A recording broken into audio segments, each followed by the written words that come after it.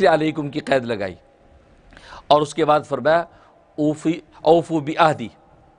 تم میرے عہد کو پورا کرو، اوفی بعہدکم، میں تمہارے عہد کو پورا کروں گا۔ اصل میں یہ عہد کیا تھا؟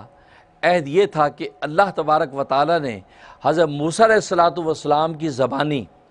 یہ عہد کر رکھا تھا بنی اسرائیل سے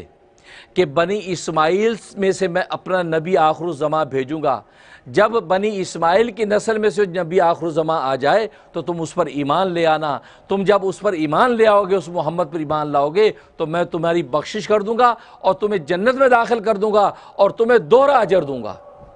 ایک تو موسیٰ پر ایمان لانے کا اجر اور دوسرا محمد پر ایمان لانے کا اجر، تمہیں دوہرا اجر ملے گا۔ یہ عہد اللہ نے کیا تھا، تو اللہ نے وہ یاد کروایا کہ جو موسیٰ کے ذریعے سے جو میں نے تم سے عہد کیا وہ عہد تم پورا کرو اپنا، تم جو محمد پر ایمان لے آؤ اور میں اپنا عہد پورا کروں گا کہ میں تمہاری بخشش کر کے جنت میں داخل کروں گا اور تمہارے عمل کا دوہرا اجر دوں گا۔